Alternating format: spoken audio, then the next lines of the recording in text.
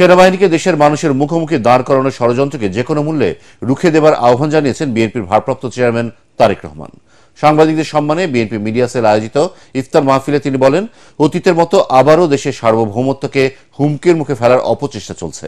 যে প্রত্যাশাটি 1971 সালের মুক্তিযুদ্ধ হয়েছে এবং 24-এর গণঅভ্যুত্থানে মানুষ জীবন দিয়েছে, সবাই ঐক্যবদ্ধ থেকে সেই প্রত্যাশা পূরণ করার তাগিদ দেন তারেক রহমান। বিএনপির বিরুদ্ধে মিথ্যা প্রচারণা চালানো হচ্ছে উল্লেখ করে এই বিষয়ে সাংবাদিকদের দায়িত্বশীল ভূমিকা রাখার আহ্বান জানান তিনি। অনুষ্ঠানে বিএনপি মহাসচিব মির্জা ফখরুল ইসলাম আলমগীর বলেন, বাংলাদেশের স্বাধীনতা সার্বভৌমত্বকে বিনষ্ট করতে সেনাবাহিনীকে বিতর্কিত করার হীন চেষ্টা চলছে। দেশকে অস্থিতিশীল করার ষড়যন্ত্রের বিরুদ্ধে রুখে দাঁড়ানোর আহ্বান জানান তিনি।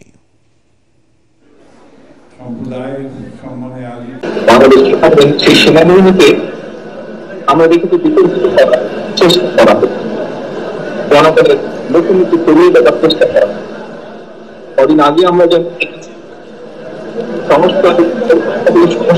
নির্বাচনকে যারা মুখোমুখি করানো হচ্ছে, ঠিক একইভাবে সেনাবাহিনীকে জনগণের মুখোমুখি করানোর চেষ্টা করা হচ্ছে।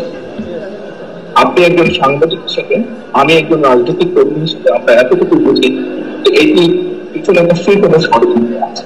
দেশপ্রেমিক থেকে মানুষ আমরা সকলে মিলে যদি সচেতন থাকি, সচেষ্ট থাকি, অবশ্যই আমরা এই ষড়যন্ত্র মোকাবেলা করতে সক্ষম হব।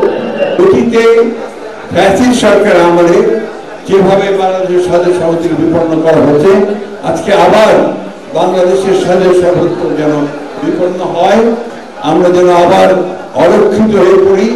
আমাদের সেই দেশপ্রেমিক সেনাবাহিনী যারা দেশের প্রতিটি গুরুত্বপূর্ণ মুহূর্তে জাতির পাশে এসে দাঁড়িয়েছে, তাদেরকে আজকে আবার বিতর্কিত করার একটা হীন প্রচেষ্টা শুরু হয়েছে। দেশে জরুরি অবস্থা জারির বিষয়টি গুজব, এটা নিয়ে কোনো আলোচনা হয়নি বলে জানালেন স্বরাষ্ট্র সচিব নাসিমুল গনি। তিনি বলেন, আইন শৃঙ্খলা পরিস্থিতি স্বাভাবিক আছে, উদ্বিগ্ন হবার কিছু নেই। ঈদের সময় নিরাপত্তায় বিঘ্ন ঘটবে না, রাতের বেলায়ও জোরদার করা হয়েছে পুলিশের বিশেষ টহল। সচিবালয়ে এসব কথা বলেন স্বরাষ্ট্র সচিব। রিপোর্ট মাহবুব কবির চপলের। সেনাপ্রধানের সাথে বৈঠকের পর হাসনাত আবদুল্লাহ আর সার্জিস আলমের পাল্টা ফেসবুক পোস্ট নিয়ে চলছে আলোচনা। সমন্বয়কদের মধ্যে দেখা দিয়েছে মত পার্থক্য। অনেকেই বলছেন, ওই ঘটনায় সেনাবাহিনীর সাথে জুলাই বিপ্লবকারীদের মধ্যে দূরত্ব তৈরি হয়েছে। যে কোনো মুহূর্তে দেশে জরুরি অবস্থা জারি হতে পারে বলেও গুঞ্জন উঠেছে। বিষয়টি নিয়ে সাংবাদিকদের প্রশ্নের জবাবে কথা বলেন স্বরাষ্ট্র সচিব। এ সম্বন্ধে আমার কোনো কমেন্ট নাই। এগুলা মেয়ার গসিপস, আলাপ আলোচনা হচ্ছে, দু একজনের কথা বলছে, এর সম্বন্ধে আমার কোনো কমেন্ট নাই। আমাদের যে কাজ আছে সেটা আমরা জারি রাখবো এবং সেভাবে চলতে থাকবো। তিনি জানান, দেশের নিরাপত্তায় উদ্বিগ্ন হবার কারণ নেই, পরিস্থিতির উন্নতি হয়েছে। ঈদের লম্বা ছুটিতে জানমাল রক্ষায় তৎপর থাকবে আইন শৃঙ্খলা রক্ষাকারী বাহিনী। আমরা ভিজিলেন্সি একটুও কমাই নাই।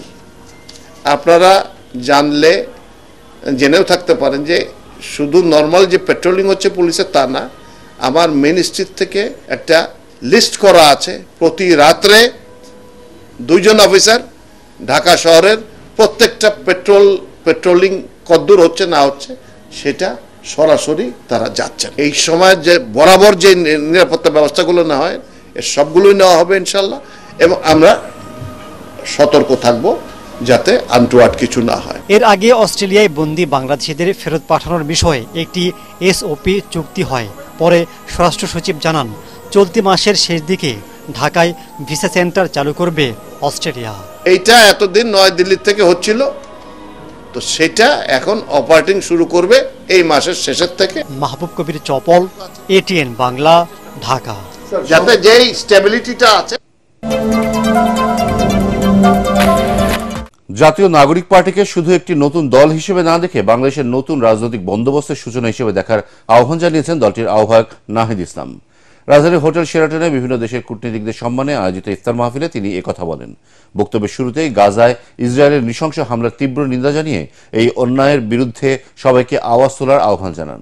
এ সময় রোহিঙ্গা সমস্যা শান্তিপূর্ণ সমাধানে কার্যকর উদ্যোগ নিতে আন্তর্জাতিক সম্প্রদায়ের প্রতি আহ্বান জানান নাহিদ ইসলাম। তরুণদের, বিশেষ করে জেনজিদের নজিরবিহীন ত্যাগের কারণেই জুলাই অভ্যুত্থান সফল হয়েছে বলেও জানান এনসিপি নেতা।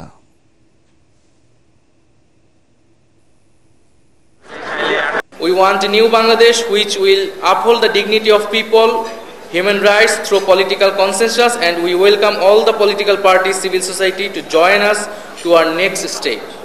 Tonight, as we share this iftar together, we ask you to see us not simply as a new party but as the beginning of a new political culture, one grounded in dignity, justice and the collective dreams of our citizens. England প্রবাসী হামজা দেওয়ান চৌধুরীকে দলে পেয়ে ভারতের বিপক্ষে জয়ের স্বপ্ন বুনছে Bangladesh football দল। চাপে থাকলেও দলের সবাই শান্ত আছে বলে ম্যাচের আগে সংবাদ সম্মেলনে জানান অধিনায়ক Jamal Bhuiyan. AFC Asian cup বাছাই পর্বে আজ স্বাগতিক ভারতের মুখোমুখি হবে বাংলাদেশ। শিলংয়ের জওহরলাল নেহরু স্টেডিয়ামে বাংলাদেশ সময় সন্ধ্যা 7:30টায় শুরু হবে খেলা। আরও জানাচ্ছেন পরাগ আরমান।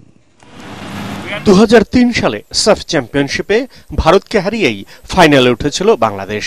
এরপর এক দশকের বেশি সময় পার হয়ে গেলেও ভারতের বিপক্ষে জয় পাওয়া হয়নি লাল সবুজের দলের।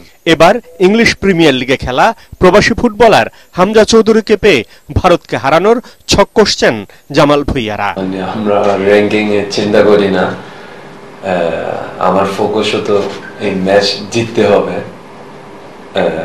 মানে যেটা কোচ মেনশন করছে, squad I think is the best squad so far, অনেক স্ট্রং। আর হামজা তো আসছে, সো এটা definitely is a big boost for us. But লক্ষ্য হচ্ছে 3 পয়েন্টস। এটা মানে আমি চাই, সবাই চাই। We know it's going to be hard, but we will give our best. মুখোমুখি লড়াই ভারতের 16 জয়ের বিপরীতে মাত্র 2টিতে জিতেছে বাংলাদেশ।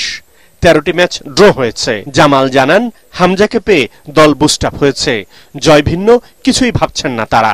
আমি মনে করি মানে the mentality in the group, in the team is that আমরা 3 পয়েন্ট নিতে পারি।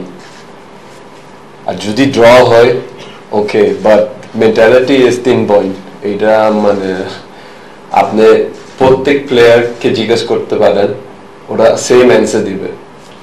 তাই আমরা এখানে আসছি কিসের জন্য? 3 পয়েন্ট। এর আগে 2021 সালের জুনে সবশেষ বিশ্বকাপ বাছাইয়ে ভারতের বিপক্ষে খেলেছিল বাংলাদেশ। সেই ম্যাচে 2-0 গোলে হেরেছিল লাল সবুজের দল। এবার অন্যরকম উজ্জীবিত এক দল নিয়ে মাঠে নামবেন হামজা জামাল তপুরা। ব্যতিক্রমী এই ম্যাচে জয় চাইছেন সবাই। পরাগ আরমান, এটিএন বাংলা।